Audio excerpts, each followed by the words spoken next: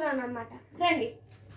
First తీసుకోవాల్సింది ఒక glass of water, ఒక లెమన్, ఒక స్పూన్ అండ్ సాల్ట్. ఫస్ట్ ఈ లెమన్ ఇందులో వేద్దాం. మీరు చూడొచ్చు ఈ నిమ్మకాయ కిందకి వెళ్ళిపోయింది. సో ఇప్పుడు ఈ నిమ్మకాయని బయటకు తీద్దాం.